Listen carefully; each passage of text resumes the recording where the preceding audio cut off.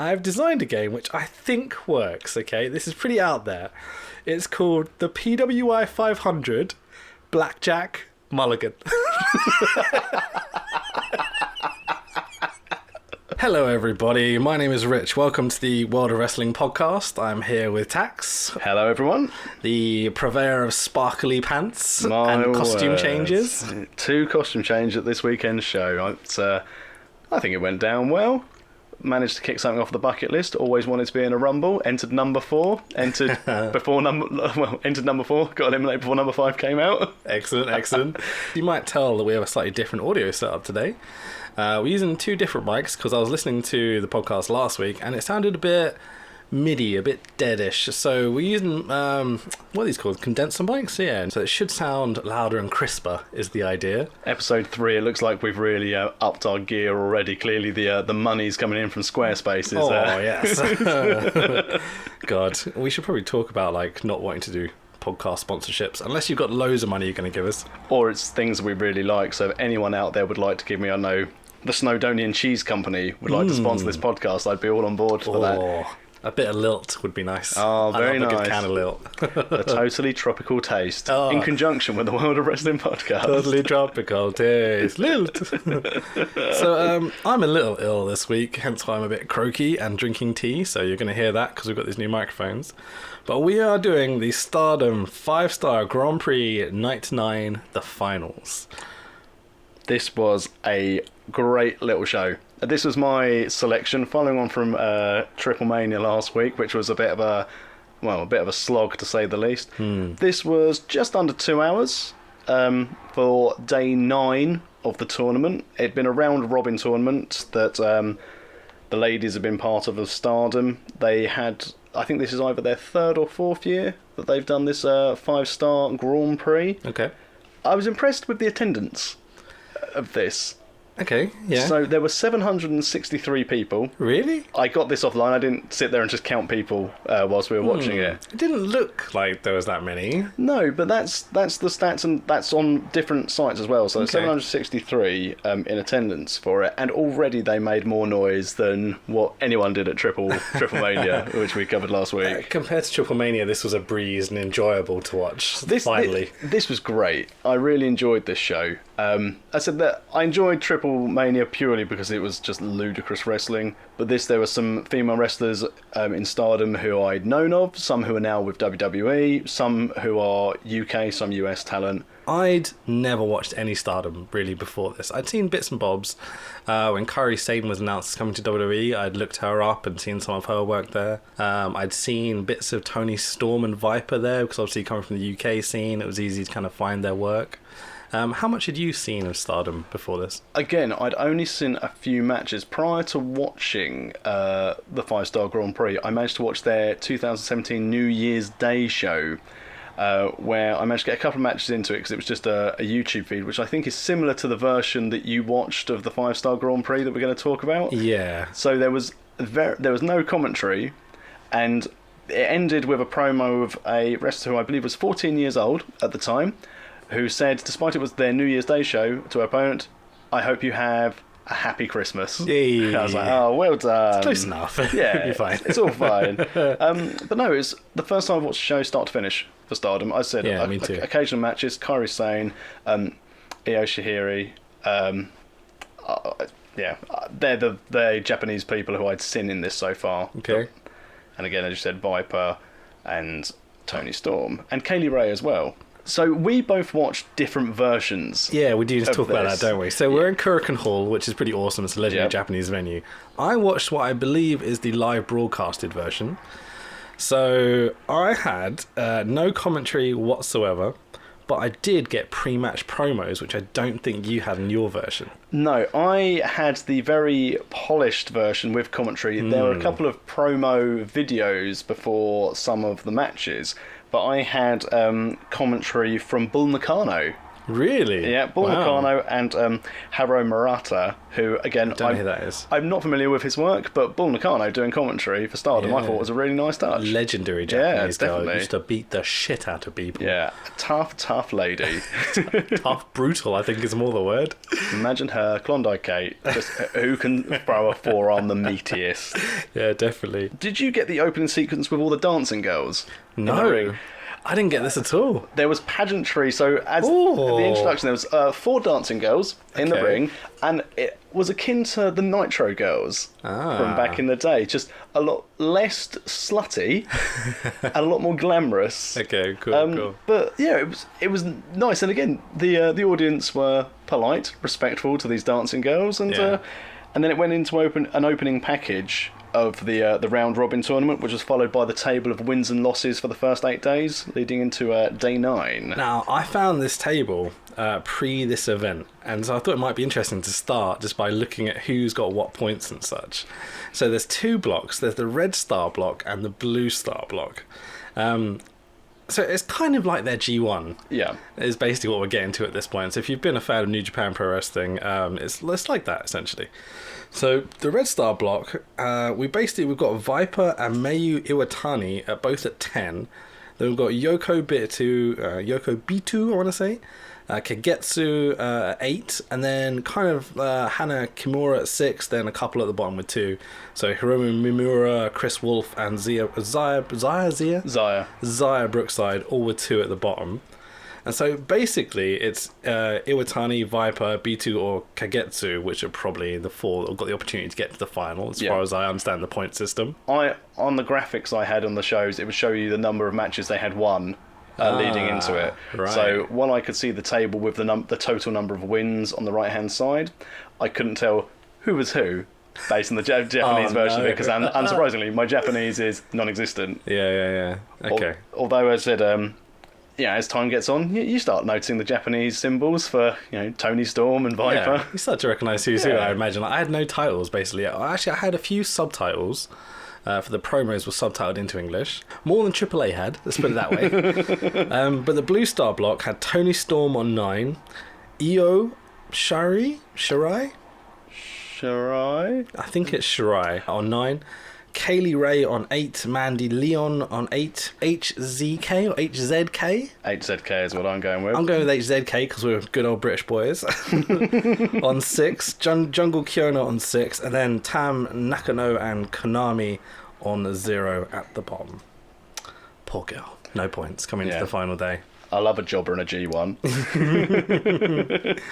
So yeah, as I said, I've got no commentary on any of mine, and the production is a bit iffy because it was obviously, I think it was the live one. My biggest thing as a TV production person or whatever is that the hard cam is, the white balance is completely off. So every time they cut from the wide cam to the cameras at ringside, you get this massive colour change where it's like a lovely white ring with like white backdrops and stuff into this kind of yellow, horrible looking shot. So I think overall, the production value for the Samurai TV version was quite good. I'd say it would be akin to what you see online for people like Rev Pro and Progress, how they have their shows. So I'd say after the editing, that's the level it was at for the version that I watched. That's pretty decent. So yeah, there was nothing from a production standpoint for me that I thought, oh, that's a bit iffy. So I was quite lucky with the version I watched. Cool. Mine was very watchable. It wasn't terrible, but it's not bad at all. There's lots about the production I liked in that it was lots of fun. The promos are very to the point, I think is the way I want to phrase it. They weren't exactly character-driven promos, let's put it that way. Okay. And you'll start to see as we get through the matches. Should we go on to the first match? Yes. So this was the 6 women tag match, which I think was more of a... I don't think this had any bearing on the tournament. This was more pre-show-ish. Yeah, it seems to be. I'm very happy that we both started with the same match, because I had a worry that maybe you had matches I didn't have and such. So, do you want to try and pronounce these names? Yeah, so we've got Natsuko Tora, Starlight Kid, and Ruaka versus Mario Apache, AZM, and Shiki Shibusawa. Yeah, that's very well done, Sam. Thank you very much. Done. So, the opening promos basically is just them going, "We'll do our best. Give me good support." That's pretty much it. Did you know who were the face, based because obviously I didn't have the promos, do you know who was the face and who was the heel team? Nope. I thought to start with the face team was going to be Tora, Starlight Kid and Ruaka. And then what I consider the heel team did what I like to call a cheerleader spot. Yeah. Where two of them held their opponent on their shoulders and the other one jumped on top, and it just looked like a 4-person cheerleader pyramid. And I thought, that's quite nice. I enjoyed that. Mary Apache especially seems to be over as a face. Definitely. And so I think this is very much, we've just got 6 girls that we want to highlight at the beginning of this show, maybe for future prospects or whatnot. Yeah. And we'll just chuck them out there and see what happens. Again, with tournament action, not necessarily this match, but this whole card, there's a lot of friends against friends, good guys against good guys, bad guys against bad guys, potentially, you know? Yeah. A lot of respect. Yeah. A lot of handshakes. A lot of helping each other. You know how much I love a handshake, Tex. Oh, yeah. But some of the highlights in this opening match, because I'd heard of Starlight Kid, because I think that's their sort of juniors, as the equivalent of a juniors champion. Okay. And I was quite impressed with her. But Mario Apache going for a gory special, and then it got reversed. The gory special I haven't seen that used properly in such a long time, so that was a real treat. Cool. I love Excellent. that move. Excellent. Yeah, I think Starlight Kid has the Rey Mysterio spot, almost the plucky young small masked hopeful character, one of many masks this evening, which gets a little confusing later on, but cracking masks though. Yeah, definitely. Like I'm a big fan of masks, as you've seen by my little collection I've got. Yeah. So like a nice mask does it one for me. But also I enjoyed Starlight Kid's frog splash from Brett's rope. Yep, definitely. Brett's nice. rope frog splash from the win. Yep. But then Apache wins by the torture rack. Yeah. So I have a quote here for you to read. Can you read that quote for me? Where's okay. Super Bowl Saturday? Can he even afford to pay me to wrestle, Ron? I don't know. Gah! And buy your t-shirts are too tight, Billy. Close. Do you know what that's from? No.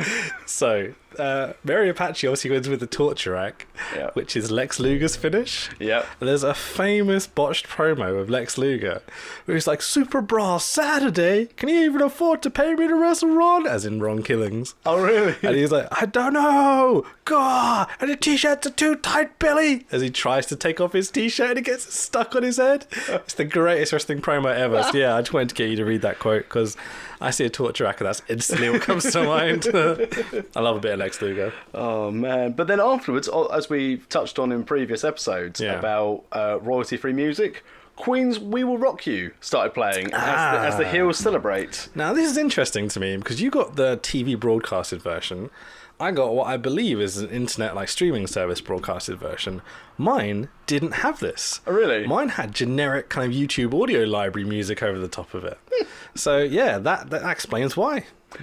And then the only other point I've got the six lady tag is that Shibusawa, I don't think she ever got tagged in.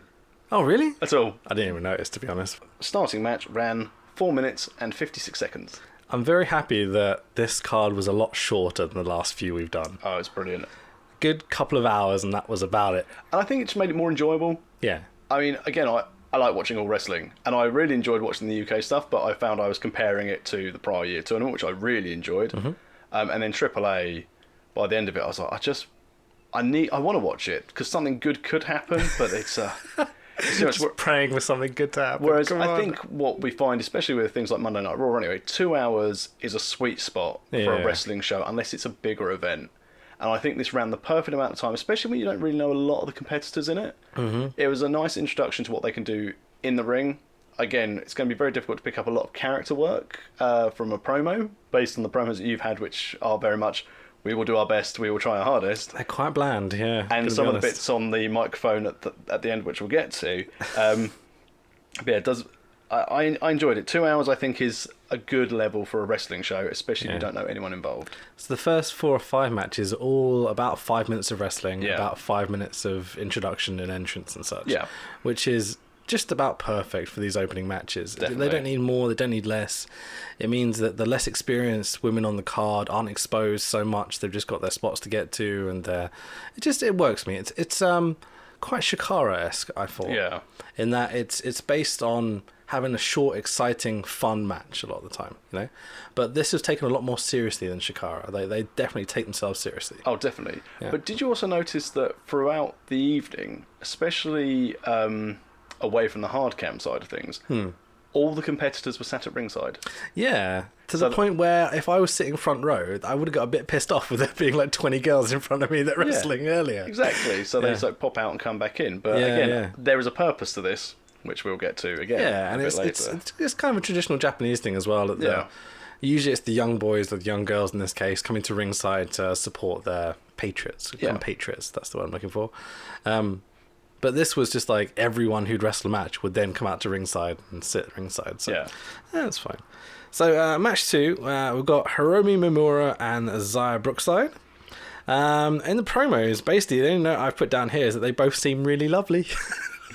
I see, where I didn't get the promos, I got what can I describe as the match graphics, which remind me of beat-em-up games on the Sega Mega Drive. Oh, excellent. Which was fantastic. See, I feel like I need to watch some of this other version as well, because I'm missing out on elements. Definitely.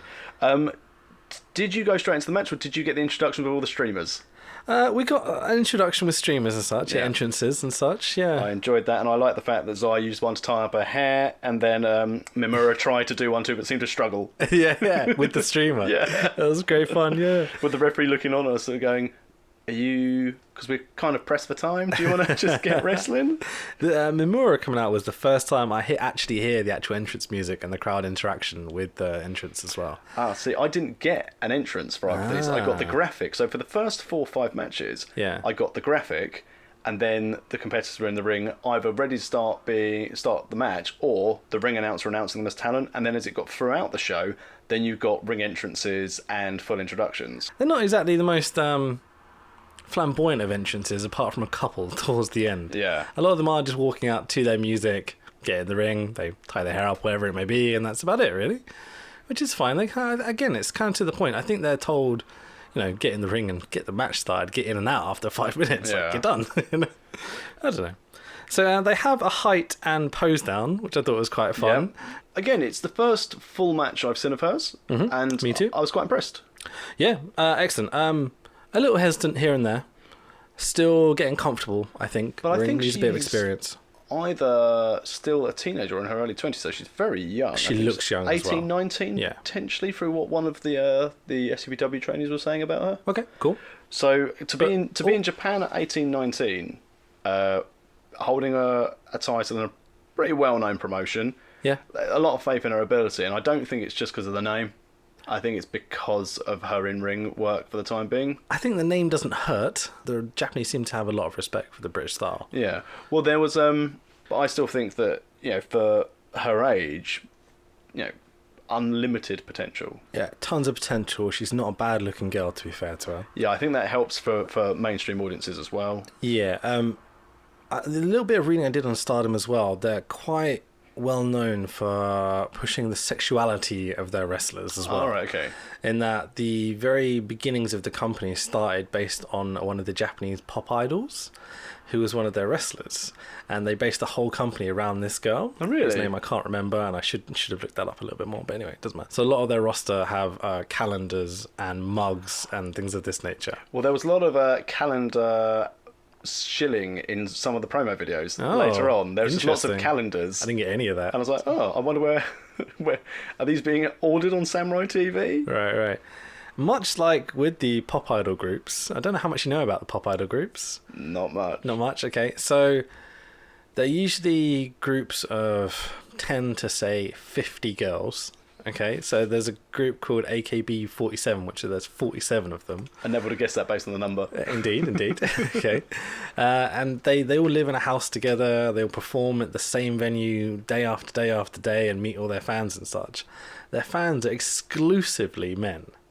Okay, there's like no women fans ever at these shows. It's very, very surreal culture thing. It's not something we have here at all.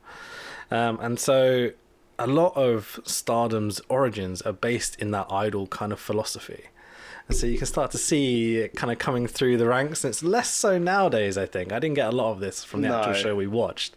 But I just thought the origins were a bit interesting and just, So we get some awesome cradle reversals, and Hiromi Mimura picks up a 1-2-3 on Zybrick's side just after a sweet little cradle reversal. Holding the trunks. Oh, was she? She was holding the trunks. And before that, Zai hit a wonderful code breaker. And also the Tree of Woe drop kick that she hit on Mimura as well was quite nice. She held the trunks to get the pinfall win. And then my note is, handshake at the end.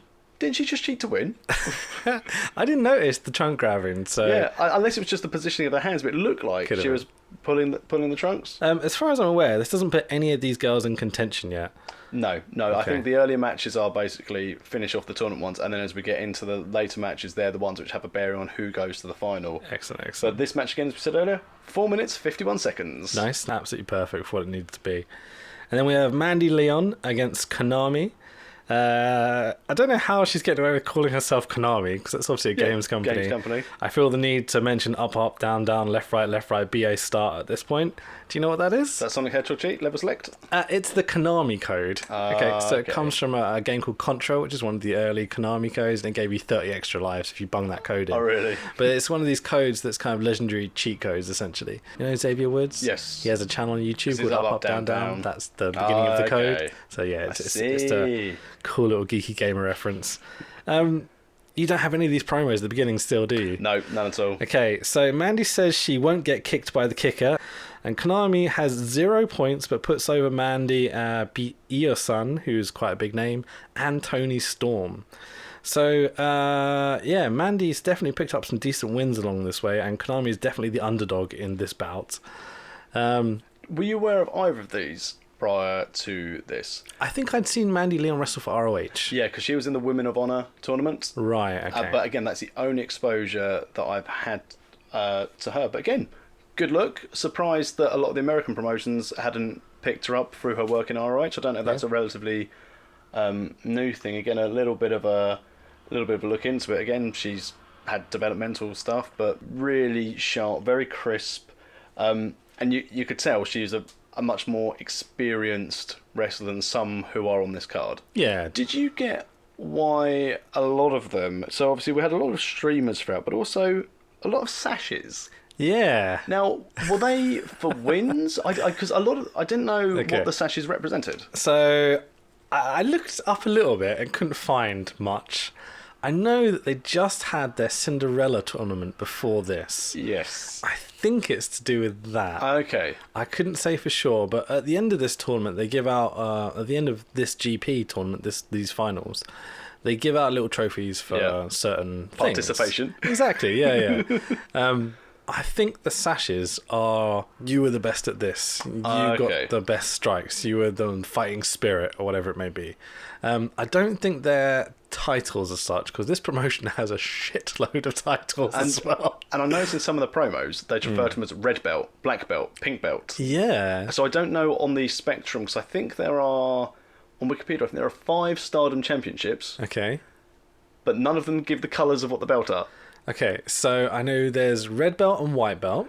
Red belt, is that their main belt, red belt? I think red belt's the main belt. This is all from just this show and trying to work it out from, like, there's a promos at the end where they talk about it. They will challenge each other and such, and it gets very weird. But I had subtitles for most of this stuff. Did you have subtitles for it? No. Okay, so this probably makes it easier for me to explain. So the red belt is the one that Tony Storm challenges for. Yes. The white belt is the one that everyone else challenges for, so I'm assuming that's a secondary belt. Mm-hmm. The artist belts, I believe, are I'm going to say the trios belts. Right. And then they have some tag belts as well. So this is where the black and the white belts come in? I believe so. And the white belt's the IC, essentially. Yes. I don't know what the colours are for the trios and the tag belt, but I think there's 4 or 5 main belts. But then there's all sorts of, like, tournaments and awards. Like, have you seen the Cinderella tournament from this? It's ridiculous. So have you seen Tony Storm coming out at the end with the red dress and such? Like, she looks so uncomfortable. like, she does her best, but I think she's amazing in the ring. But promo-wise, she always seems a little anxious sometimes. We've touched on this before. It's the missing piece of the jigsaw for Tony Storm to be a global superstar. Yeah, it's that promo, like aggression or whatever. But I'm not sure she even wants to. And whenever she cuts the promo, it doesn't look like she wants to be there doing it almost. I mean, again, some of the promos at the end which she cut. Yeah. Again, difficult when you're part English, part Japanese with your promo, but Yeah, exactly. that was good. But anyway, let's focus down on this match. Go on. One thing I noticed which made me chuckle is Konami during this looked like when she was running from post to post, like she was a comedy villain. She was like, run, run, run, run, run, as she was running the ropes. And I thought, Okay, I don't know excellent. if that's part of a gimmick or if that's just how she runs, but I just saw it as that you're some kind of comedy villain. I have no idea. Trying to run away. Did you know she was barefoot as well? No. Yeah, Konami Really? was barefoot. She was wearing kick pads, but no shoes or boots. So it's pretty technical to start out with, which is a bit of a nice change because all the other stuff earlier is pretty hard hitting, strike based. And so they do some decent kind of working, like they work the arm a little bit. Mandy kind of takes over, goes to the pump handle finish. I hate pump handle moves in every way, shape, or form. As soon as she went for that, I thought, I know who's going to be really unhappy with this, and probably glad that it led to a roll-up. I don't think I've ever seen a pump handle stand that I think that should be a finisher. Yeah, Road Dogg used to do one. It's a finisher that would have made sense in like the 80s. Even then, it's flash without any impact or purpose. Would almost. you call it flash? But it looks flashy in that you've got the weird movement Contortion of the muscles, yeah. When you saw this promo to start with, did you think, because she was saying you've got a really poor win-loss record in this tournament, did you think instantly as it was the last night she was setting up she was going to lose? I thought Konami was going to win. Yeah. As soon as they said it, yeah. Because they were mentioning it, the fact she had no points, and obviously, you know, the young plucky underdog has to come through against the grizzled vet, as you say. Grizzled young vet. She's not old, but yeah, makes it sound like she's a granny or something, which she's definitely not. Definitely not. Yeah, so Konami gets her a little reversal and roll up. Classic kind of plucky underdog win. Yeah. I like this match. Yeah, it's good. I I don't think there's a bad match on the card, to be honest. No, there's nothing. So there are a few, not, I wouldn't say awkward moments, there are a few missed bits. Yeah. But I think start to finish, I said there's nothing that I thought, I wish I hadn't watched that match. Yeah, again, upon doing a bit of research, this is touted as one of the greatest Joshi cards of all time. Oh, really? This particular show, the finals. And I can see why. Yeah. There's some moments that we're going to get onto in Yeah. a bit. But, yeah. So Hana Kimura against Chris Wolf. My God, this is the comedy match. My word. So you didn't get the opening promos or anything for this, did you? So you don't know the relationship between the two, I imagine. No, all I basically got was an entrance where Kimura was holding a title. Yeah. And then One of many. and then baiting Chris Wolf with meat on the stick. Yeah. So the opening promos are very surreal. So it's Hana, Kagetsu, Tam Nakano, and Chris Wolf all sitting together, which is the first time it's been more than one person. So they are, I've learned recently that they are a stable. I wish I'd written down the name of the stable. So don't hate me, Stardom fans, for not remembering the name. But they're kind of infamous, and they've had a few people swap it in and out recently. And so Hannah and friends have drawn. You know the table you're drawn about with the loss. They've got a hand-drawn version of that they're showing you as they're talking.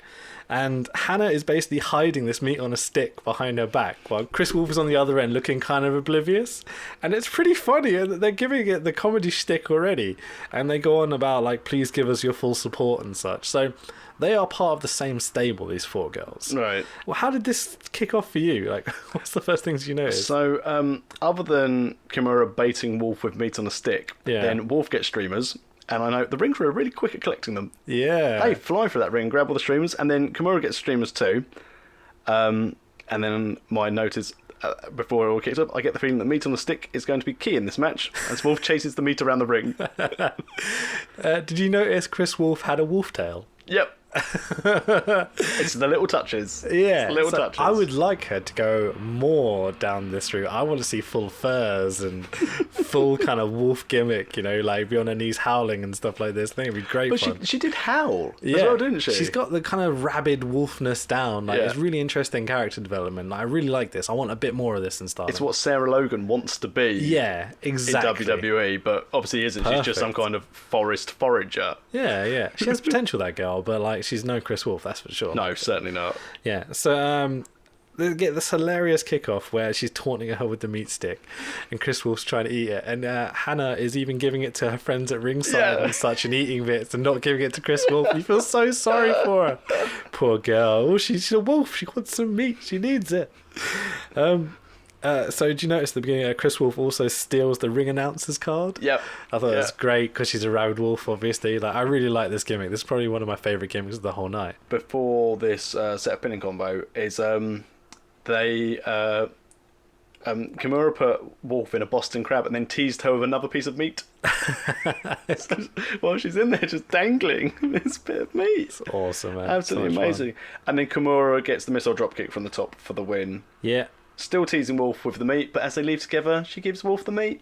And I was like, oh. So lovely. nice. As they're going off arm in arm, she hands her the meat just as they're going through the curtain. Yeah. Fucking brilliant, man. So, again, I don't think either of these girls are in contention for the thing, but definitely contender for the funnest match of the night. Oh, definitely. I mean, that Wolf tail. Yeah. as well. It did go a bit skew-if as the match went on. Yeah, from a man who has flamboyant attire, I don't know if I'd be able to keep a wolf tail in place. You would have thought you'd at least attach it to the centre of your trunks at the back or something, but it You're seemed to be on a string wolf, or something. wolf hybrid. Yeah. So next up we've got Jungle, Kiona and Tam Nakano.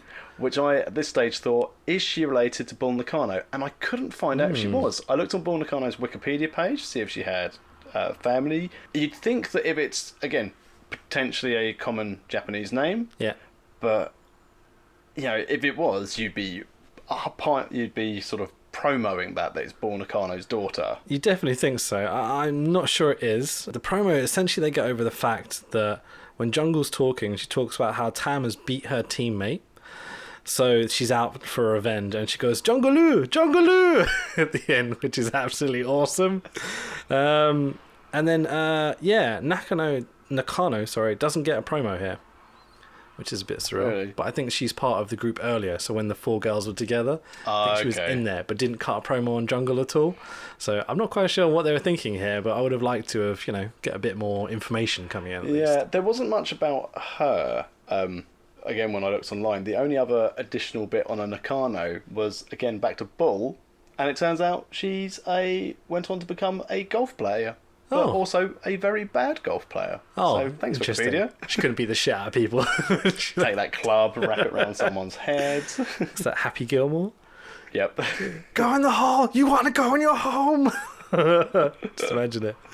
So Tam has another sword. This is the second or third show down the road. People come out with a sword. Love a sword. Yeah, amazing. And she shows off her samurai skills, which is pretty awesome. Napoleon Dynamite would be very, very proud. Another handshake here. I forgot to mention a few of these matches have had handshakes. I hate handshakes so much. Just instantly ruins any heat between them, but whatever. But again, I think as you said earlier, it's about what this tournament is. It's a lot of good guy, bad guy going against each other to win the respectful, credible 5-star Grand Prix. Yeah, exactly. That's what it is. I enjoyed the single hand test of strength at the beginning. That was very nice. That was a nice touch. Yeah, that's good fun. Yeah, they trade screams as well. There's points where they scream directly in each other's ears. I'd want that less than being chopped by someone. I don't want someone screaming in my ear. I mean, as you probably experience, parenting, there's nothing worse than when your child screams directly in your ear, and I can imagine that multiplied. Mm-hmm. So this is the first match of the night that I'm taking really seriously. They are going for it. Yeah, I mean, this is strong style. At its very best. Yeah, and they're both really, really good. Like Jungle especially put quite an impression on me in that her gimmick suits her a lot. She's very robust, very strong style, as you say. Like she's a big badass girl. Even like the shoulder tackle exchange was really well done. Again, just showing how strong both women were booked as. Yeah. Really, really nice. And again, I'd say probably the first match of the night. I mean, the comedy match with Chris Wolf before was funny, but I'd say this was the first match of the card where you can actually tell there's a story in the match. Yeah, definitely. And it's having the comedy match before that's really set this up, because everyone kind of went in a bit more relaxed, and then these two girls come out with all this determination and anger and such. And yeah, I really liked it. So we get a bunch of cool striking reversals. Like there's a moment where one of them kicks away a lariat, which I thought was pretty cool. I can't remember who it was, but I remember that being really, really good. So we get a cool 360 kick by Tam. It gets a 2, and then massive lariato by Jungle, gets a near fall. Then we get a real dodgy power bomb. Do you remember this? Yeah. It's a bit botchy, but it's a bit of a shame. And then I think they botched the finish at this point, and so kind of went into autopilot. So you get a very kind of short arm lariat by Jungle, and then she goes off the top for the big splash and gets the finish. 1, 2, 3. There are a few other bits in this match which I really enjoyed. Mm-hmm. So the middle rope belly to back suplex. Yeah, off definitely. the middle. That's moves like that are amazing. And I also enjoyed the part where Kiona was hulking up, and then she then ate a huge boot to the face. Yeah. Huge boot. Yeah. But again, it was the longest match we'd had of the night so far.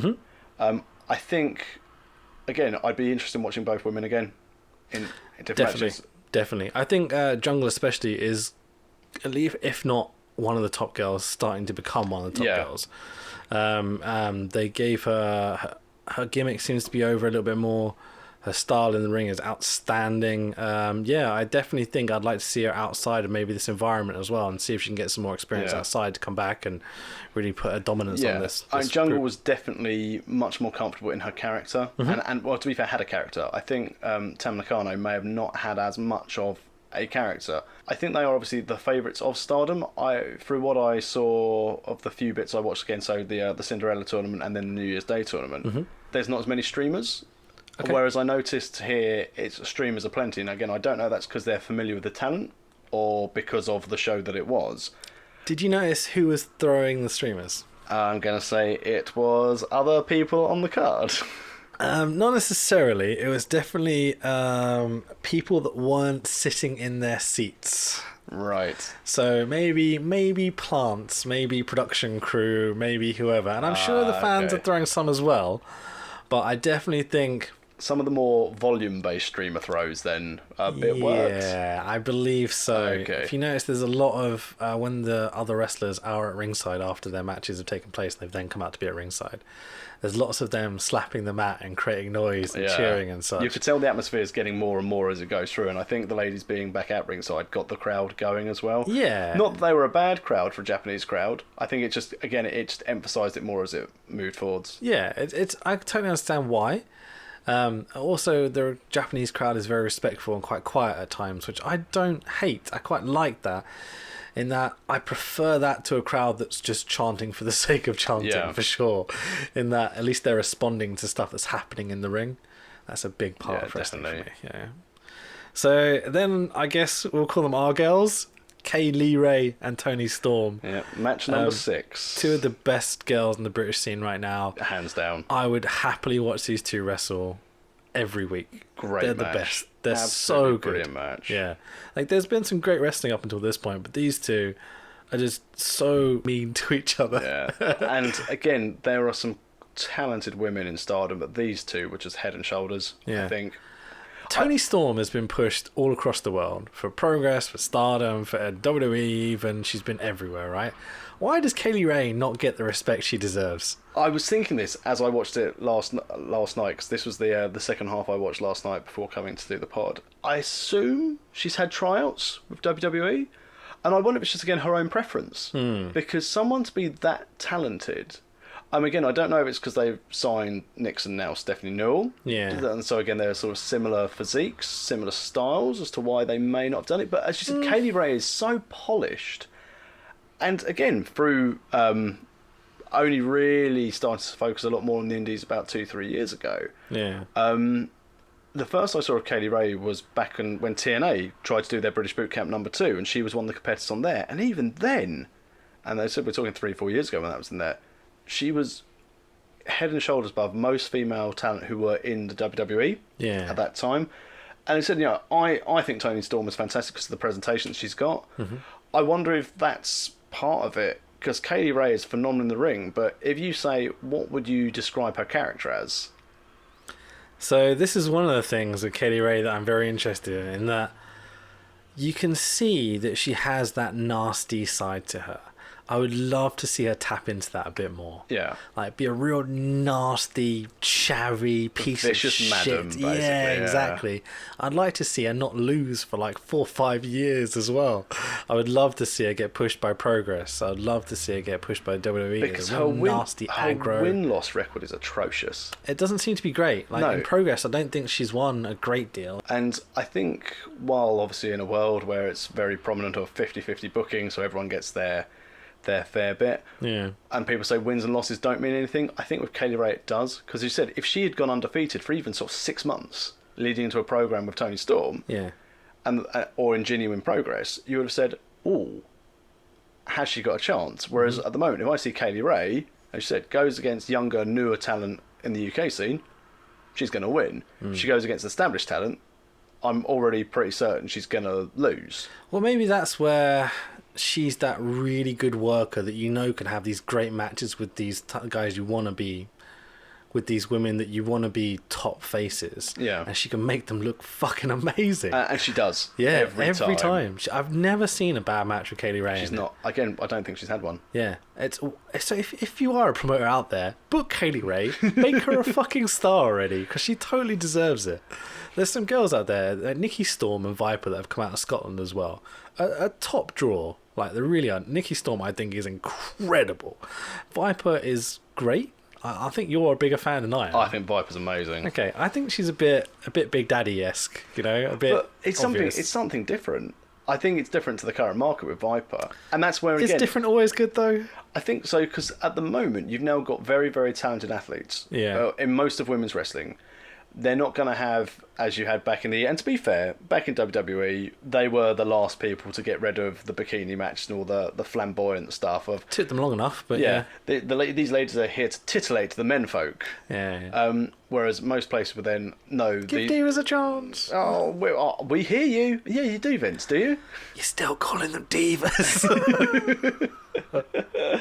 But yeah, I thought this match was great. Yeah, so I was going to go over the opening promo. So Kaylee Ray points out that Gaijin has never won the 5-star GP.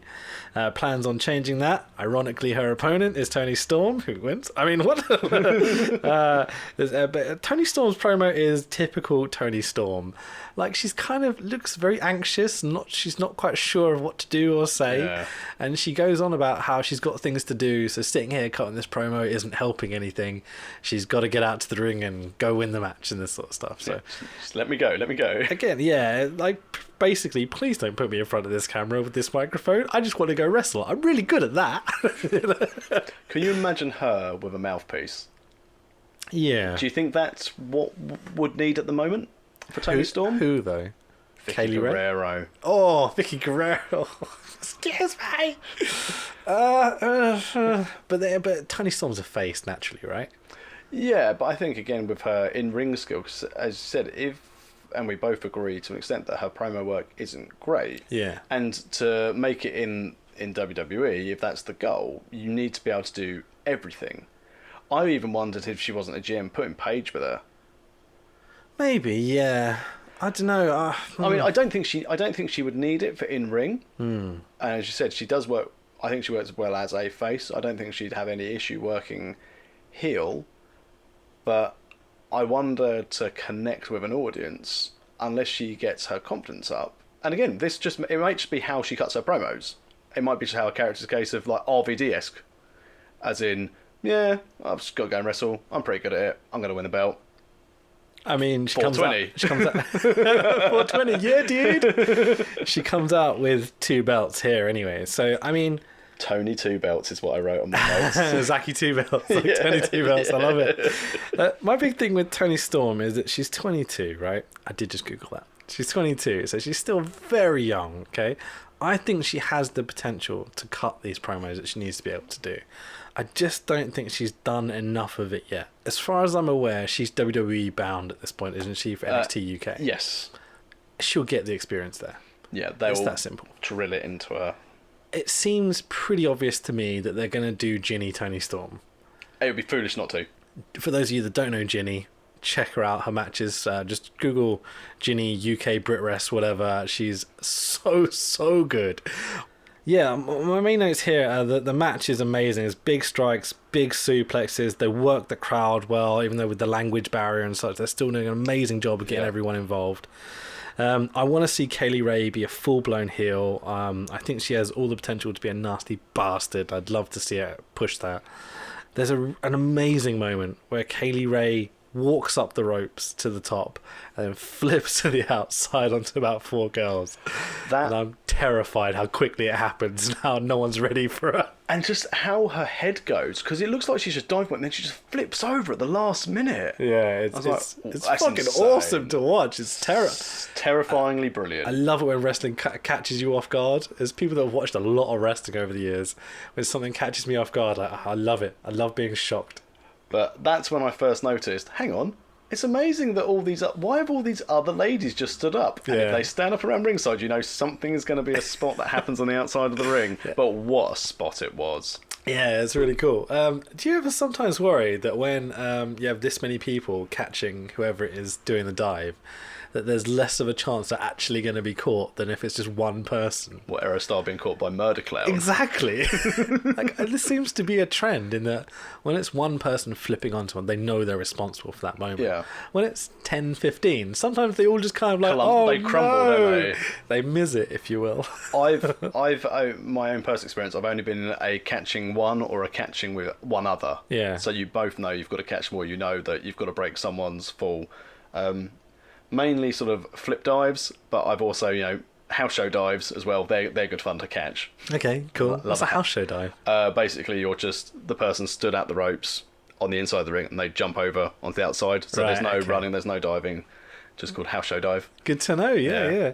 So Kaylee Ray goes for a lion salt, and Tony Storm reverses it into a German suplex. Yeah, that's amazing. I crap my pants at this one. So good. One little mistake, and that's her dropped on her head. And just to know how professional these two girls are, they pull this off, and it looks smooth as anything.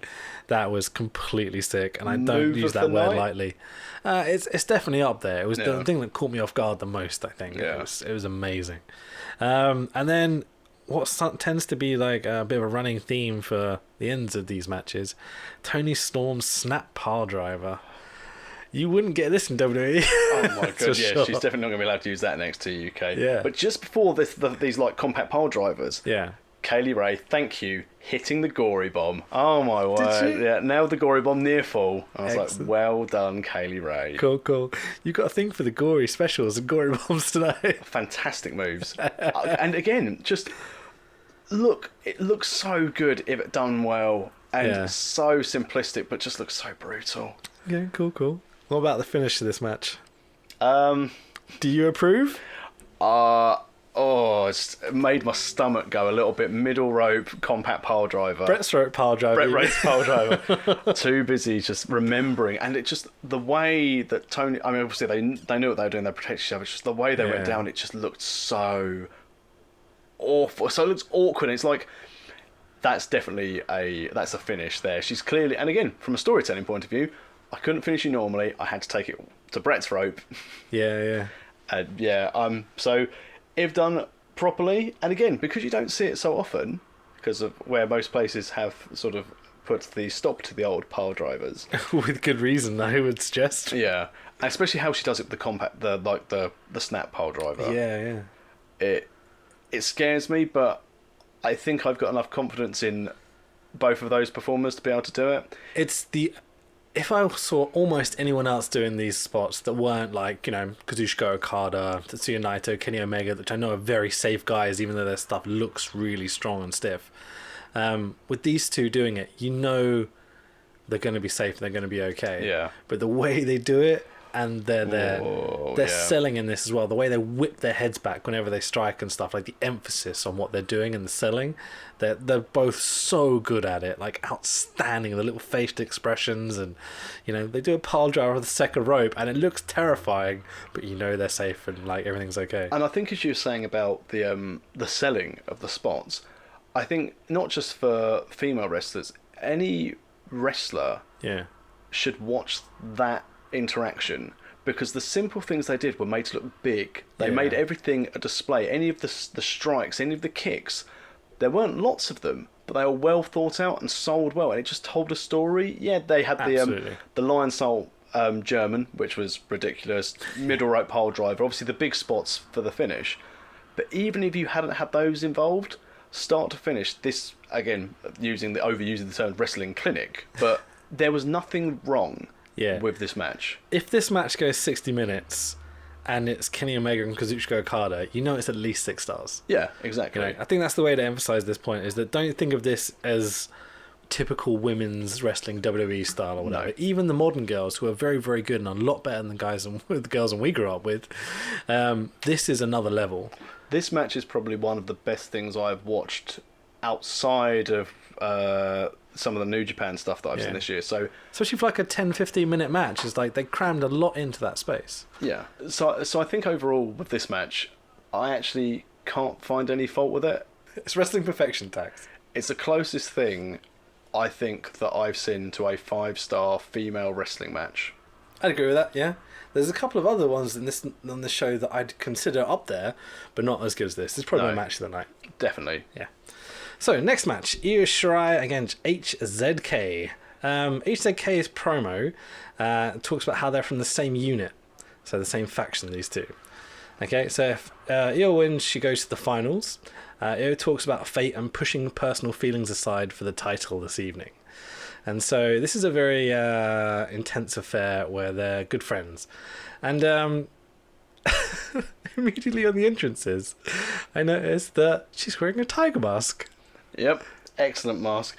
And before the entrances on my Samurai TV version, during the little highlights clips of how they've been in the tournament so far, Bodies by Drowning Pool was playing. Really? Which Wow. is very nice. A blast from the past and the older ECW invasion as well. They both got tiger masks, and they must be part of the same group. They've also got belts and such, and I'm not quite sure what stable they're a part of, but yeah. I get the impression through what I'd read as well that Io had just come back from injury. Okay, So she may not have been at her best. And she's signed with WWE. I have seen this Because she's recently released a picture of her new mask, I've been reliably informed as well. So I'm assuming the mask is going to play part of the character in NXT. Cool. First thing I noticed about her specifically is she is insanely agile and quick and talented and such. And you can see why WWE would instantly want her. Yeah, she is definitely. outstandingly talented. I would say as well, for a from an Asian competitor, mainstream appeal as well. Yep, definitely. They do the lollipop swap at the beginning. Yep. Which got a big pop from me. Very Joey Ryan-esque. Shame the lollipop wasn't down her pants first, because it's always funnier. But still good. I'm very happy in that they do the fist bump here and they slap hands, not a handshake. Yeah. Which I can deal with that. They're in a tag team or in a stable together. This sign of respect I'm absolutely fine with. When random competitors are shaking hands and not competing as such, like I hate that shit. But this is fine. This is cool. Again, brutal strikes in this match. They're very, very stiff with each other. The face washing kicks that they exchange. Yeah. My word. The fact that both of them just crumble out of the ring when each of them delivers their own version of that, it's so good. Yeah, definitely. What about the there's a point at which HZK does a kind of a lariat to the outside off the top, kind of lands on her feet but sitting out at the same time. Yeah. This was surreal to me. I don't know how they did it. I don't know if that was deliberate or that's just how the move goes, because It I've was never incredible. seen anything like it before. It was awesome. Like seeing how she agile kind of walked away after sitting out in midair like that. Yeah, amazing. That was awesome. Yeah, I really enjoyed that. It's been a long time since I've seen a match end in a time limit draw. Which I think, because, as you said with your pre-match promo, it's a case of you need the win. If not, you can't go through to the final. Yeah. So the fact is that you had that at the end, and the rush, and then the submission at the end, time limit draw, just about to tap. Oh, classic. So close. The finish this was absolutely superbly done. Yeah. Really, really cool. She's going for that Texas cloverleaf the whole time. It's Io going for the Texas cloverleaf, isn't it? And she's, as you say, she's on the verge of tapping her out. And just as the time, I thought she tapped. If I hadn't have seen the thing coming up saying time limit draw, I wouldn't have realised what it was. Yeah. But excellent storytelling. And the moonsaults. Yep, absolutely. Amazing. Yeah, quality stuff. There's some really good stuff. There's even like a sit-out Michinoku driver in this match I really enjoyed. Love a good Michinoku driver. Should always be 3. Yeah, definitely. There's certain moves like destroyers and Michinokus I don't think anyone should ever kick out of, but they do. So skip over that bit. As I said, I honestly thought she tapped at this point. So it's the classic story of they know each other inside out. The one girl needs to win, the other one's going to try and fight for that respect from a compatriot. I can't say the word compatriot. I've tried to say it at least 3 times in this one and fucked up every one of them. Keep trying to say compadre. High five. Compadre. In the next match, you got Yoko Bito against Viper. All I know about Bito is that she won last year's 5-star Grand Prix. Apparently so, yes, I looked this up as well. Yeah. I get a hype video. And again, they make Bito look like an absolutely massive deal. Cool. And then they show some bits from Viper, and again, I don't know if you got the same pre-match promo.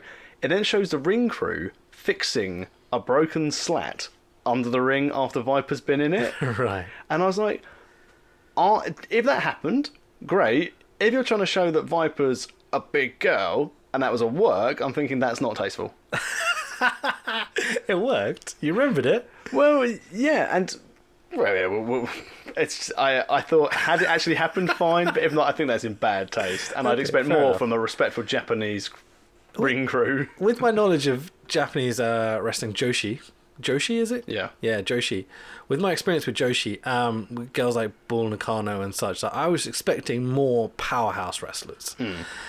Do you know about the Stardom incident? I am aware of this. The fact that I can't remember the name of the wrestler involved, but it was. I don't think we should name her. We shouldn't give her publicity because she's a bit of a cunt, apparently. A lot of apologies required publicly and then fired and flogs at the end, because they Stardom do their shows in chapters, don't they? Yeah, I believe and so. It was the end of, I think, the second chapter where they basically booted her out and started chapter 3, which I think we're still currently in a chapter 3 at the moment. Okay. And so that was, they had a powerhouse girl, who we won't name, who basically beat the shit out of one of the fellow wrestlers. Legitimately, and it's horrible to watch. I did watch that leading into this before I watched the Stardom stuff, because I was just doing a bit of research and you instantly come across it. It's controversial, blah blah blah. I wonder whether because of stuff like that they've dropped having these powerhouse girls at the top of their company. Possibly. I think Viper was the only one who stood out based on her size. Yeah. And again, also being white and Scottish and everything else, it doesn't hurt, you know. Yeah.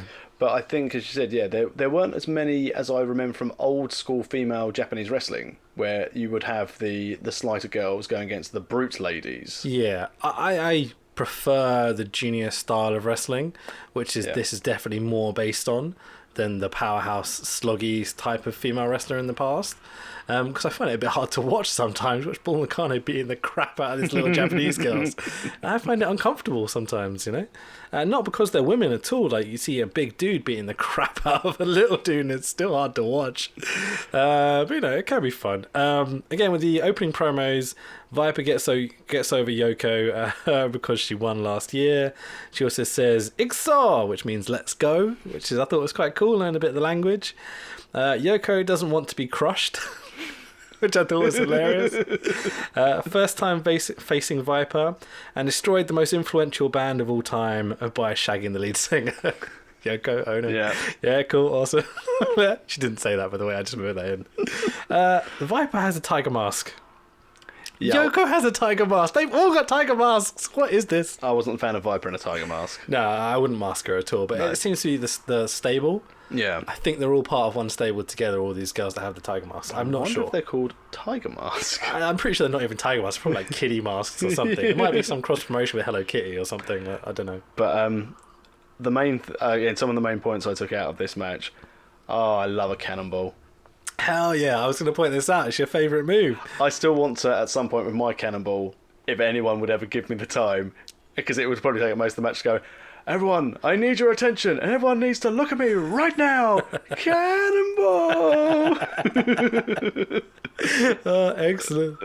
So, the vast majority of the match, Viper is dominant. She jumps her at the beginning in the streamers, which I was desperate for someone to do, because the amount of streamers they have, to see a big lass like Viper jump through and drop kick the shit out of her in the visual streamers. Of that was amazing. It was a brilliant way to start. Really I was good. waiting for it almost since I saw the first set of streamers. And the fact it was Viper that did it, I was like, brilliant. Absolutely love it.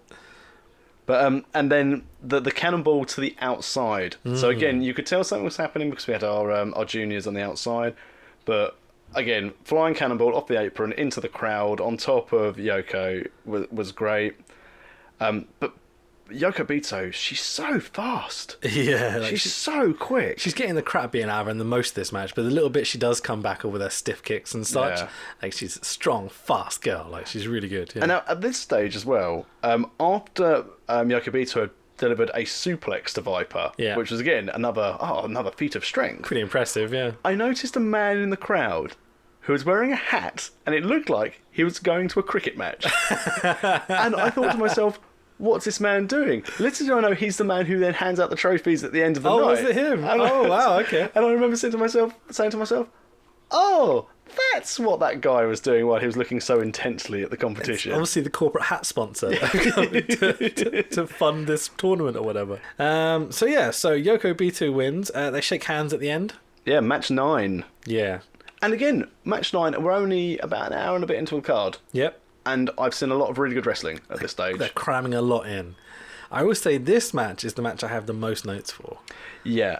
My video package for this one started with Smells Like Teen Spirit by Nirvana. Oh, excellent. Nice. They go for full big copyrighted songs. Oh, yeah, here. definitely. They're not going to mess around. They're not going to go in like be unsigned band. No, they're going for the big hitters. Drowning Pool, Nirvana and Queen. One of these things does not fit. God damn you, Cobain. So, opening promos, Iwatani says the Red Star situation is complicated. Didn't know what she meant at first, but I realised she's talking about the block. The block, the Red Star sorry. block. Yeah, see, I thought it was the belt as well to start with. I see. I think she's part of this Tiger Mask crew as well, because she has a Tiger Mask. Kagetsu doesn't get a promo here because she had one earlier, because she's part of the 4-girl crew that were doing it. I did get a Kagetsu promo. Interesting. Where she was holding what I can have described as Mr. Whippy on a stick. Right. Did you not not the see blue... it? But she had a white one for her promo, and it looked like a bit of ice cream with eyes on a stick. So, their gimmick is a little confusing, and this entrance definitely threw me to start with.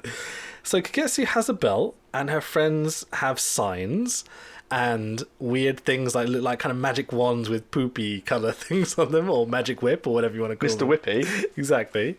Cool whip. They all have Vega masks from Street Fighter 2. Yeah. Okay. And then they go into a dance routine.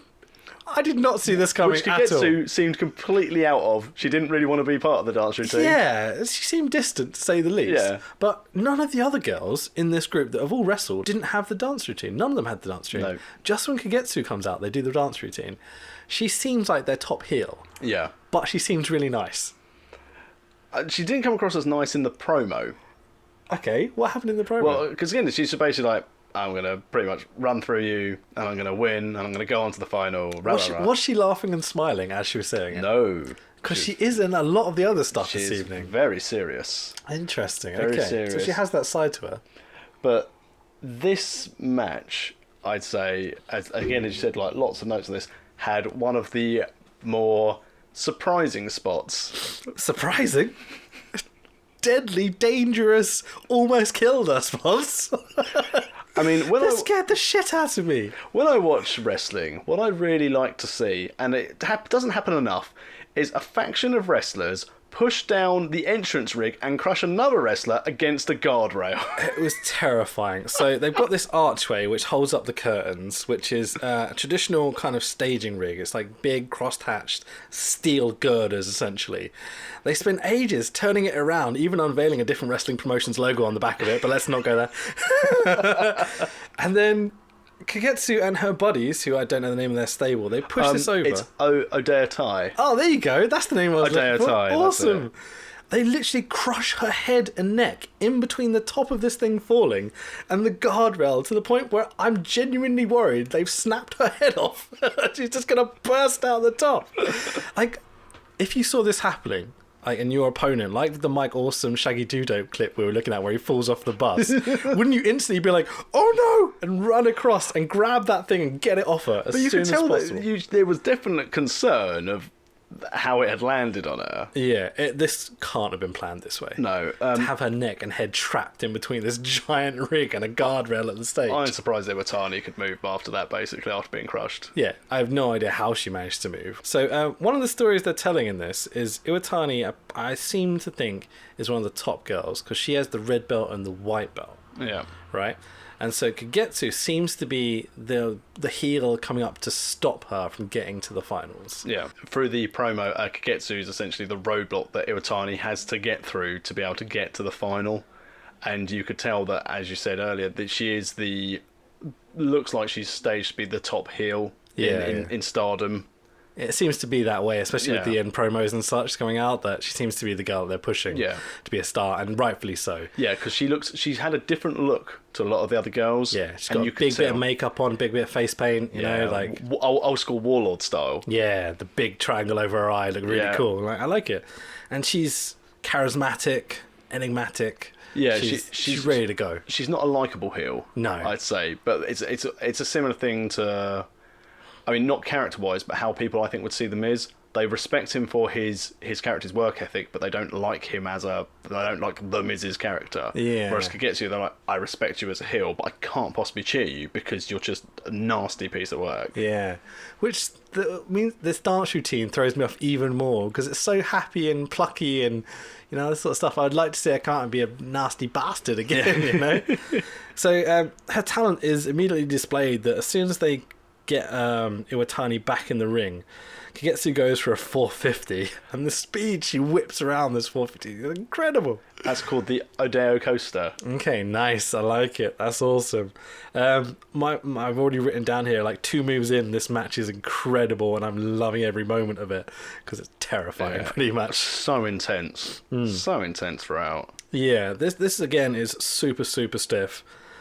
Probably the stiffest match of the night. Yeah. Iwatani comes back at one point and just throws like about 34 arms as hard as I think she possibly can, and you can tell that Kagetsu is going to take them quite comfortably as a pro wrestler, and these girls are tough. Kagetsu certainly starts to become more heelish as this match goes on and starts to really get across that character. She's being very cocky and brash and such as she's beating the crap out of Iwatani. The selling again on this match is absolutely on point. They do this thing where they whip their heads back and really sell these maneuvers and such. And proper snapping motion, isn't it? yeah, it's a bit scary at times, but it really, really is effective. I think this is the kind of thing that Sami Zayn is better than most people in the world at, is that you throw a punch at him and he'll sell it like he's been shot. It's incredible. But it's not excessive selling. Yeah, it's not like hammy selling. It's a case of that's made that move look really powerful. Yeah. So Iwatani goes for a few crucifix pins, which I'm assuming is one of her signature maneuvers as such. Because she keeps going for it, doesn't she? Yeah, and the crowd seem really shocked whenever she doesn't get a pin on it, which is interesting. Yeah. Blue Mist by Kagetsu after a distraction. Kneeling Death Valley Driver, which is pretty awesome. 450, 1, 2, 3, Kagetsu wins. And shoves a poster in her face at the end to kind of like put a stamp on her horrible heelish tactics. Kagetsu pins Iwatani. I almost got her name. Kagetsu pins Iwatani and stops Iwatani from getting to the finals. The bastard, you big meanie. But again, classic storytelling. Yeah. And again, it's nice that they went for long-term booking through the whole tournament, and then also people only turned up for night 9. You've got a story on the night. Yeah, definitely. So it makes sense they go through. I can't help but think the final match would have been better if it was Kagetsu and Toni Storm. Yeah, I think the final, so they end up being Yokobito and Toni Storm. Yep. It was very pedestrian. Yeah. The final. It's still a very good match, but I didn't feel that there was anything at stake. Yeah, very much so. I will say at this point, I'd seen a spoiler just before I watched this that Tony had won. And so I knew Tony was going to win it. But then when I started up to watch this match, I saw there was about 20 minutes left on the show. I think maybe half an hour left on the show. And I was expecting a good final slog of these two exhausted from their matches. You go around, this Yoko Bito guy was beat up by Viper for about 10 minutes straight before coming to this match. And Toni Storm had a match with Kaylee Ray coming into this, where she also had pretty strong strikes and such happening. And so for this final match to only go 5 minutes, about 5 minutes, have you got a time? 8 minutes 17. 8 minutes 17, okay, so a bit more than 5, but not a lot. But one of the mid-level matches, so you said you'd expect a final to be the big thing. And a bit anticlimactic. Yeah, that's what I got. Anticlimactic finish. Frantic start, the suicide dive by Storm, followed by a B driver on the outside, as well by Bito. Mm-hmm. I thought the match was quite slow. There was a stalling STO spot here. Yeah. Where Bito wasn't yanking back on it. It was very Cena STO sort of spot, just kind of laying there. And you could tell that they were just, I think, both exhausted and just kind of wondering what the next phase of this match was going to be. But so from a note standpoint, I've only got, other than they kicked out of each other's finishes, I've only got the finishing sequence and what happened afterwards as highlights of the match. That's pretty much the match. Yeah. There wasn't a great deal that happened here. But it took the match finished when Storm basically hit 3 of her cradle sort of snap pile drivers in a row Yeah. for the win. So, So she don't ever kick out, because if not, you'll be hit with 3. Because she kicked out at 1 and then she hit 3 more afterwards, and so she basically ate 4 of those like snap pile Jesus. drivers. I think they did this safely as well. It's quite impressive. But I like that after the match, straight away, one of their medics ran and started spraying Yoko with some kind of magic spray, which they have in football. The cold spray, yeah. I'll spray this on your neck, because clearly you've just eaten 3 pile drivers. But yeah, very anticlimactic. Not really much of a story told in the ring. No real passion of, I really want to be the winner. No real peril. Yeah, I thought, especially after the Kagetsu Iwatani match, that had that great story of her trying to stop her get to the final, and especially the couple of matches before that as well. This did feel like a letdown in the final. I would have expected them to go further, especially if you think about what they're comparing this to, like the G1, for example. That final match is always a slog. It's like, how many big kind of finishes can we hit to finally get this momentum, and they kick out of everything, and you know, I expected that from this. I liken this a bit of a warm down. Yeah. Tony Storm gets a crown, a cape, and a very, very nice trophy from the gentleman win the hat that we spoke about the cricketer. Disappointed the trophy was not like a massive 4-tiered, 4-pillared trophy. Champions League sort of like size maybe or something. I like the fact though, you know, thinking long term, that if people have to travel around or maybe travel home with this cup, nicely fits in the luggage. Yeah, that's a fair point. You're not going to have to pay any extra to get it in the hold. Yeah, definitely. So then this is kind of was interesting to me that everyone almost got a trophy at this point, like participation trophy, yeah. Now, did you get translations for what these trophies were? No, none at all. Okay, I won't go over them all. I didn't actually write them down because there's quite a lot of them. I started to, and then was like, screw it. So they're 4 things like best match of the night, best victory of the night, strong style award, the fighting spirit awards. They are specific awards. They're not just participations. Okay. For me, if I was booking this, I would have Tony Storm in the ring by herself, ticker tapes, happy music, everyone fucks off at the end. Yeah, you know? I think so. Yeah. Because everything else, you want to know, but you could release it on your website afterwards. Who won the fight of the night? Who won the strong style award? It was an odd finish, and then everyone posed at the end for a big photo at the end, all rivals, all friends, all in the ring, waving their trophies. We are Stardom. Yeah, exactly. And I think that's how I think they end a lot of their shows, though. Yeah, We Are Stardom. So, you know, there's these awkward promos before. Yes. You didn't get subtitles to them, did you? No. I did. Okay. So briefly, just to go over what happened. Tony does a very shouty promo. Yes. Which is very awkward. Mayu Iwatani, still with mist all over her face from earlier in the night, has the red belt and the white belt. Okay. Tony challenges for the red belt because she wins this tournament. Yep. Okay. So then Jungle, Kagetsu, and a couple of others all then ask for shots at the white belt. So stick with me. Kagetsu and friends will challenge for the artist belts, okay? But only if they get a tag title match. Fuck's sake, I don't care what they're going on about anymore.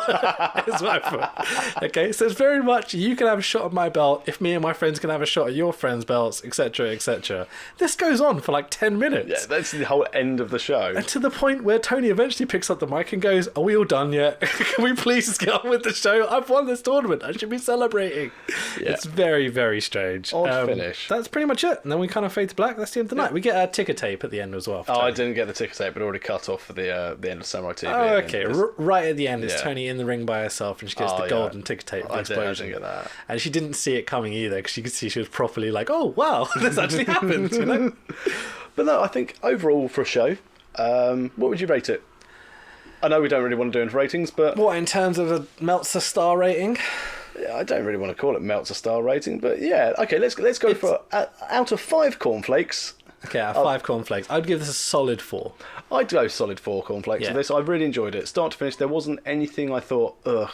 As I said, I've been a bit critical of the final because that's what I'd expect of the final. If this had been a match earlier in the card, I'd been like, that's a really good match. Mm-hmm. I understand that, you know, she's got to go overboard. Tony Storm's got to go overboard of her finishers to get the win because someone's kicked out. But for a 9-week payoff? Yeah, if we'd watched the whole sort of 9 shows and then that had been the final, I would have been maybe a little bit underwhelmed. But I also wonder as well, as you said, if they're knackered by come the end of the show, they just want to get this presentation bit out of the way. I wonder how many days prior to this they were also wrestling for maybe different promotions or the cards before this, like show 7, 8, 9 or whatever. Yeah, but I'd definitely watch the 2018 one. Definitely. I'll catch the finals at least. I don't think I'll watch the whole Grand Prix. No, I won't watch the whole thing, but when I get to the finals, I think I'd be keen to watch this again. And I'd say from my first experience of watching a full Stardom show start to finish, very enjoyable.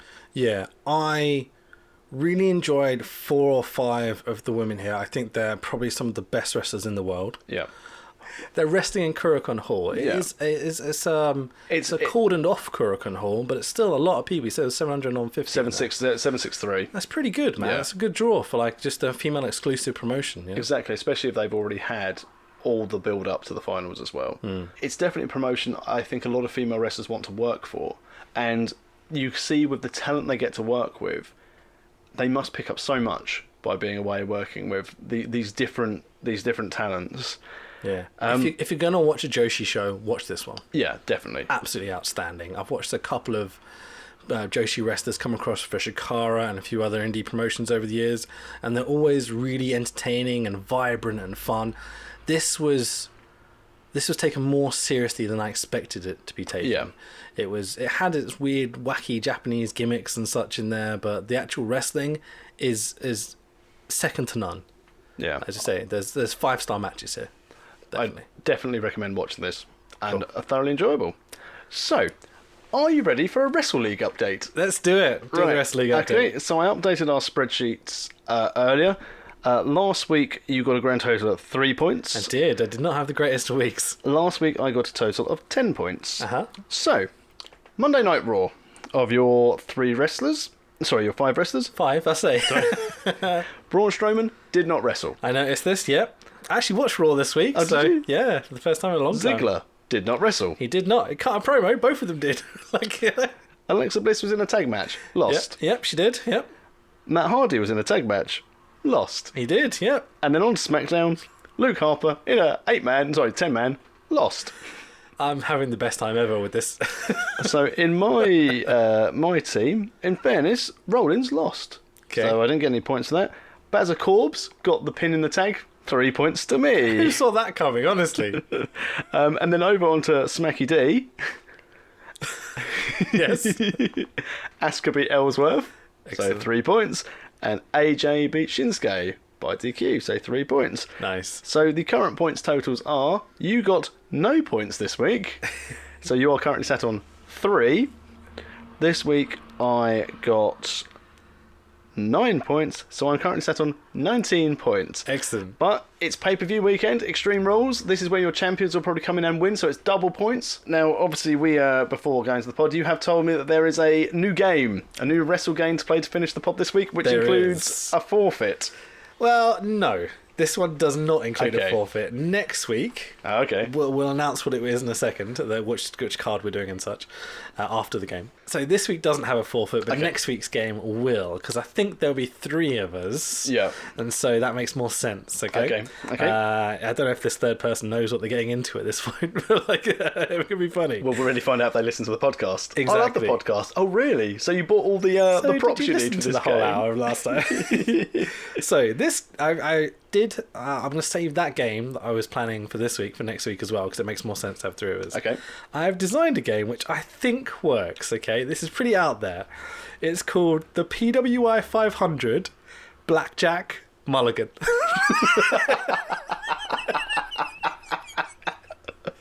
I spent a long time coming up with that name. So first things first, do you know what the PWI 500 is? Yes, it's something I've never been featured on. Okay, the Pro Wrestling Illustrated top 500 wrestlers based on essentially... I can't think of a different word, kayfabe. So the PWI 500 is based on who's actually won belts and matches, not necessarily who's the most technically gifted wrestlers or whatever it may be. Hence why Hogan used to win it all the time back in the day, because he would win every match. So... let me run through this and hopefully you'll get it first time. But if not, once you play it a little bit, you'll start to pick it up. I think I can see where it's going. Okay, have you ever played Blackjack? Yes. So 21, Yep. this sort of game. Okay, it's based on that, but for you to play against the house, which will be me, okay, we can't quite do it like that because it makes it too obvious. It would be wrestlers representing numbers, essentially. Yeah. So, each wrestler on the PWI 500's top 20 Okay. Okay, so just the top 20 guys. Their position on that top 20 represents their value. Okay, makes sense. Okay, so if Tax Williams was number 1, he'd be worth 1. Okay. Tax was therefore number 1 on PWA 500. All the other rest in the world would have died. Okay, but if he was worth 20, you'd be worth 20 points. Yep, okay. Okay, awesome, sweet. Are we just talking about the 2017 list? Or We are talking about the 2017 list, yeah, because 2018 isn't out yet. Yeah. Okay. Well, I was making sure it wasn't historical. No, just I said 2017. 21 Hogans. So this game only works with a certain list once. So Yep. we can repeat the game, but we have to change which list we're using every time we do it. That's right. Because you'll start to learn the list, which ruins the game. Yep, okay. So the card value, as we're going to call wrestlers cards, okay, just to go with Yep. it. The card value is determined by the wrestler's position on the top 500, Yep. right? We will only be using the top 20 positions. Okay, the house picks 3 random cards. Okay, I have a randomizer with all 20 listed, which Yep. I'm very proud Okay. of. Okay, and I create a score. Okay, so I pick 3 guys. I get a 20, a 10, and a 3. I have 33. You've bust. No, there's no busting. Oh, okay. Okay, so Okay. 33 would be the house's score. Okay. All right. Your target is to get as close to my score as possible. Right, okay. Okay. So the aim of the game is to get as close to the house's score as possible. Any over or under is taken as your score. So if I score 30 and you score 35, 5. you have 5. Yep. If you score 25, you also get 5. Yep, makes okay? sense. Get me? Yep. Awesome. How long do you take thinking of this game? A lot. It's quite complicated, I'm aware. But if you stick with it, Yep. it works No, really I'm well. fine. This is the kicker. This is where it's the good bit, okay? You will be told the wrestler's name before deciding whether to twist or stick. Okay? So the challenge is to know roughly where they would be listed on the PWO 500 to guess their value to decide whether you want to add that to your score. Yep, okay. Okay, so if you have, say, a wrestler who is outstandingly good, you know they're going to be a low value score. Yep. But if they're not the best in the world, but still top 20 on the PWA 500, so they're all good, then, they're going to be worth higher value, so therefore may put you well over my score. How many sticks and or twists am I allowed? Okay, as many as you want. Brilliant. Okay, there are 5 rounds, and you need to score under 21 to win. Okay? Okay. So it's about an average of 4, I think. So it's less than that. It's about an average of 3 you need to get close, okay? Oh, this is brilliantly convoluted. It is. But let's start playing and Okay. twist it. It works audibly as well, which is what threw me the most, okay? Okay. So when I pick my wrestlers, okay, this is all randomization. When I pick, I will give you the value. I won't tell you the wrestlers' names, though. Okay. Because obviously that will give away their scores and Yep, such, that's fine. okay? So I'll pick 3. Hopefully I know your math is better than me, so you're going to keep track of this, okay? So 6, Yep. 14, Easy maths. and 14. Okay, so you can pick the same card twice. Yep. Okay. Okay, so 28, 34. Yep. Well Okay, done. so you now need to get to 34. Okay? Okay. Your first wrestler is Kushida. Do you know who Kushida is? New Japan guy, junior. Yep. Okay. I'm assuming you want to twist on Kushida and you want to take that card, because you don't have to take the first card, obviously. But as I'm 34 and the highest you can get is 20, you're probably going to want to take that first card. Yeah, I'll take it. Okay, so Kushida is 20. Yep. He's the highest point score you can get. Okay? Next card is Randy Orton. Do you want to twist on Randy Orton? Yes. Or stick? Okay, Twist. Randy Orton is 13. So you're up to 20. Oh, I forgot. I don't know why I keep on thinking I'm supposed to get to 21. You're up to 33 already. Okay. My score is 34, wasn't it? Right, so I need a carder. Your next card is Shinsuke Nakamura. Oh, I'll take Nakamura. Yeah. Are you sure? You're 1 away from my score. So you're on 33, right? Yeah. And my score's 34. So if you twist, Oh yeah, I'll just leave it. you're going to stick where I'll you are. stick where I am. Thank you. Very sensible, because Shinsuke Nakamura is worth 6. Okay? So your score currently is 1. Yep, yeah? okay. Should we write this down? I'll write it digitally. Thank you very much. So your score so far is 1. After Amazing. 1 round, you've got 1 point. That's pretty decent. See, I mean, 21's not too unattainable. Okay? Starting to get how the game works. Yep. Excellent. Okay, so I've got 1. Okay. Okay, next round, I'll pick 3. So 16, 18, and 9. What does that come to? 41. 41, okay? So, your first wrestler is Kenny Omega, and obviously you're going to take it. Okay, 5. Okay. Next one is Tetsuya Naito. He had quite a good 2017, didn't he? And these big numbers. Yeah. So I'm going to say no. You're not going to... But if you... How many cards do I get? You can only twist or stick. Oh, I'll take it then. So you have to twist, Yeah, you see yeah, what I mean? fine, yeah. Okay, so that's 12. So I'm 17, What was my tally? 41. Okay, cool. Your maths is so good. I'm terrible at numbers. I probably shouldn't design this game with terrible numbers, okay? Okay, Bray Wyatt. Take Okay, 15. 15, so that takes me up to 32. Ooh, I'm getting close now. Okay, Bobby Roode. I'll take Bobby Roode. Okay, Bobby Roode is 9. Very low for, I thought. So that takes me to 41. I'm going to stick. Awesome. So you're 3? Was my score 44? 41. Was it 41? Yeah. Excellent. Okay, so you're still on 1 point. Yep. 2 rounds in. Excellent. See? It's easy. Okay. But then you know at some point you're going to get like a high score and Yeah. be like, oh, fuck, I'm like 15 over or whatever. Okay, so my score is 14, Yep. 17, and 4. 35. 35. Okay, I'll try and remember that this time. 35. Okay, so your first wrestler is Kevin Owens. I'll take Kevin Owens. 3. Okay, great. Roman Reigns. Take 4. 7. Right, great. Bray Wyatt. Take 15. 22. So you're 22, my score's 35, okay? Okay. So you're getting close. Yep. Tetsuya Naito. Take 12. stick. What does that put you at? 4, 7, 7, 15, 22. Plus, how much was Naito? 12. 12. 15. Plus 7, 22. Plus 12, 34. I'll stick at 34. 34. Okay, so you're 1 off. So you've got Yep. a score of 2 at this point. Yep. 3 rounds in, you're well going to make it. Okay, so my next one. All mine are so high scoring. Whenever I practice this, I'll get like 5. I'm getting 17s and 15s every time. This fucking randomizer is screwing me over. 2, Yep. 3, Oh. and 2. Oh! So you're on 9. Yeah, so you've got to Okay. get 9. Okay, your first pick is Kushida. No. So you're going to stick on nothing. I'm going to stick with nothing. Sensible, because Kushida is 20. Yep. Okay? So that puts me on 11 with 1 game to go. Yeah. Oh, no. See, this is where it gets awkward, okay? Okay, last round. Right, 14, 7, and 7. 28. 28. Right, so basically I need to get to 21, because at the moment I got 9 and 2, so 11. So basically as soon as I get to 18, I'm just going to stop, because I've got my 21. Okay. So your first one's Adam Cole. Baby. Take. Yeah. Well played. 14. Okay. Neville. But you need to get to 18, don't you? So you can only twist or stick. Either you stick with what you've got, I'll have to take Neville. you have to take it. Yeah. Okay. 11. 25. Stick. And you win. Amazing. Hey! So PWO 500 Blackjack Mulligan. That's longer than the podcast. That was quite quick, actually. It was only a few minutes. We got through it. Oh, we talk about the title. No, the that's your time. game. Oh, I like nice. that. Good game. Yeah. See, I spent a lot of time coming up with that. You can find me on Twitter at Rich Be Thy Name.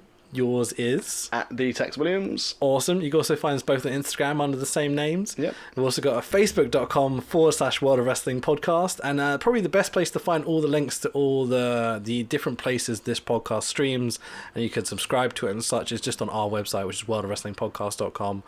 But search Stitcher, Tune FM, whatever it is that you tune in, something FM, I don't know, I've lost track of all these FM things player, now. TuneIn Radio, Yeah, run Stitcher. everything. Yeah. SoundCloud, Acast. YouTube, everywhere. Okay, just search World of Wrestling Podcast, you'll find us. Next week, we are going to be doing the G1 special from New Japan and San Francisco, which happened just the week previously gone, which you haven't seen yet. No, not yet. I'm going to be watching it this week. Cool. I watched live, but I'd also been working for 12 hours during that day, so I was very, very sleepy while I watched it live, so I'll need to watch it again. We've recorded this early today because we're off to go watch the semi-finals with England in the World Cup. If anyone says to me it's coming home again, I'm going to kick you in the balls.